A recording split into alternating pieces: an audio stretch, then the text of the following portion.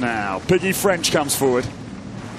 Quarry Crest Echo could really start to put Britain into an even better position, with those around the Brits falling into bother, both for Germany and the USA in hot water.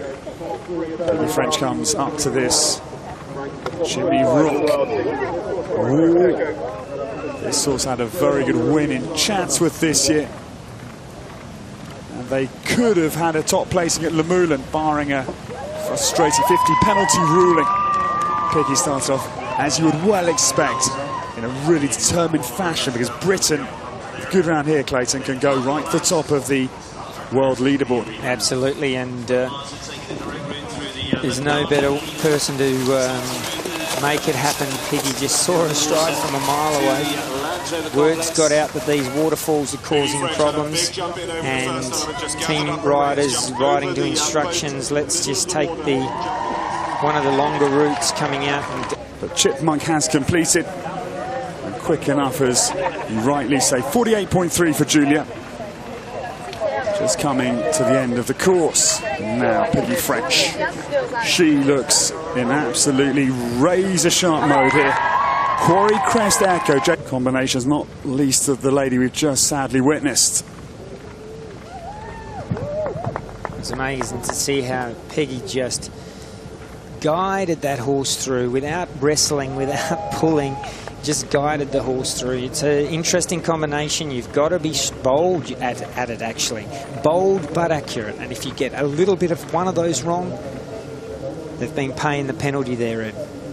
Piggy's debut came in Fontainebleau, the Europeans of 2009, individually there with Someday Soon, the individual silver. She also took Jakarta to the Worlds in out over the C step, D, E, F and G, all coming in succession. Piggy fighting here. Look at the determination aboard her face. This is really gritty. Just sat down and kicked it. 11.6 to the 20 jumping penalties. And Boyd stops the score on 58.7. But Piggy French is in flying form here.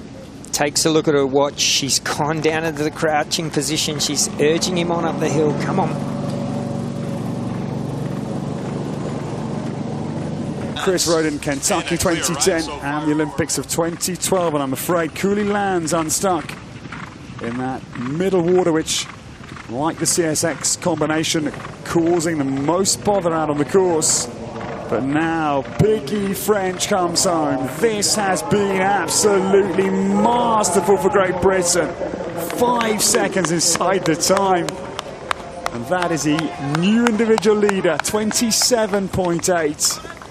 I'm delighted for Piggy, her partner Tom March and Chris Bartle and Richard Wager at the helm of Britain, Clayton. That was world class, simply. But it was difficult. Look for Colleen, yeah. You know, that horse of Will's is a strong horse, and this is a twisty, tight course. He's trying to keep control of it, and just got a little bit kerfuffled, you know. But now Great Britain kick off. Chris Bartle's team poised after the dressage in Team Silver. Gemma Tattersall is away, given the pathfinding role which has had some legends in it over the years. Jeanette Breakwell, over to you. Nicola Wilson with her incredible opposition buzz, but this super combination have been given the most demanding role. And this horse is a good galloper as well, Ed. Gemma's one cool head on her. You know, she stays relaxed, she stays calm. That horse got a little bit taking on that fence, and she just sat up and stayed absolutely still, kept guiding him between the flags. Super job.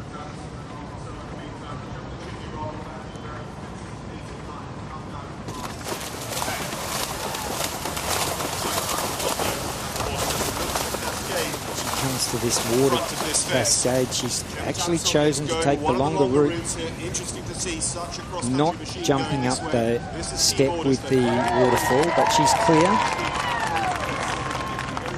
He's been the top of our sport for so many years, and wonderful to have him here at the Worlds in Tryon. But now Gemma Tattersall, right side of the CSX crossing. Interesting with Colleen Loach, because I was a little bit starstruck by the grind to a halt. It's just something that horses haven't seen, and they either look at it and say, yes, I'm going to go, or, as we've seen those two horses jump. But here's Gemma Tattersall. Look at the time, Clayton. She's absolutely walked home inside the time. That is superb. 23 seconds under. She's made it look like a walk in the park, and it is not that at all. Brilliant. Yeah, look, you know, I said she's cool. She looked cool all the way round, and that horse had plenty left, and obviously has just galloped up that hill like it was nothing. And there's now Ros Canter, who also produced Tim Price's Sekatinka, who sits in 4th position at the moment. She can go into 2nd to knock Tim down a spot. And the time here is going to be absolutely comfortable. Ros Canter is way inside here, Clayton. Easy. And that's what happens when you've got a horse that has a phenomenal gallop. May not have all the thoroughbred, but keeps galloping and has a massive stride. Like, the stride length is just amazing. He's doing 1 stride to some horses 3. Ros Canter jumps the penultimate, and she has once again given us a brilliant cross-country display. She's just exploded onto the world scene. And to think that it could be either Ingrid Klimke, who's so deserving of the world title, or this precocious talent, is either way a just brilliant conclusion. Ros Canter just comes home easily inside the time. That's one of the best rounds of the day. 8 seconds under, and didn't look to push All-Star B at all. Absolute class. The 6-time Olympian, team gold in Sydney. There's now Ros Canter, her 2nd senior cap only for Britain. All-Star B just runs up to the Carolina Turtles. And for a Dutch horse, he's got so much gallop as well. They're very clever in Holland about introducing the thoroughbred lines, but he's remarkable because his stamp as well is a big chunky chap. Well, I think the important thing is, you know, everyone wants to have the gallop of a thoroughbred, but at the end of the day, you've got to have the movement, the step. And on this last day, which tomorrow, or no, it's not tomorrow now, but Monday, is going to come down to the wire, to the show jumping. And this is where some of these horses, the well-bred Dutch horses that have the thoroughbred through them, come into their fore because they've got the endurance during this experienced horse around. But now Great Britain get ready to charge, because 2 fantastic clears already bagged, and Tom McEwen aboard this phenomenal Toledo to Cursa is on the course. Tom starting with 28.4 as he rips through the first little water channel down to this Hearthstone sluice. This horse has got the best show jumping record of any horse in world show jumping for the eventing fraternity at the moment, Clayton. He's simply sensational. He's just stripped himself of a bell boot through the water jump there, but looking good as far as his jumping is concerned. Tom, one of the younger riders, new to the team, and very determined, works tirelessly hard. Tom McEwen beautifully through the early combination, the chimney rock double. 27 years of age, world number 14 already, precociously talented. And this horse, as I was saying, 19 international rounds in the show jumping, 18 clears. So Tom can't come home here with the clear. With a day off as well tomorrow. The writing's on the wall. Brilliant through there. Never out of balance. Opening water at pace. And as Tim jumped the house there, you just saw he turned his head. At the 8th ever FEI World Equestrian Games, as Tom McEwen drops, huge jump down, and he lands so secure as well. That's a huge drop on landing. Toledo Curtis making this course look like child's lip. Dutton still to start. Tom McEwen just hails a cab as he pops out over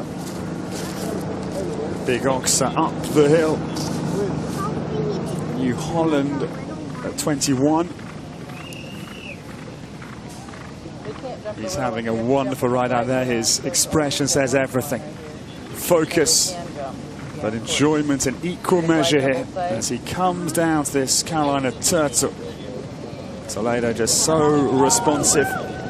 This horse has also actually dangled the turtle. And this horse is just full of gallop. Have a look.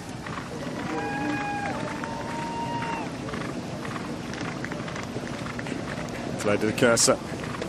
Like Sandra O'Fart's Diamond du Mat by Diamond de Semeli. That explains the jumping. The apple not falling any distance from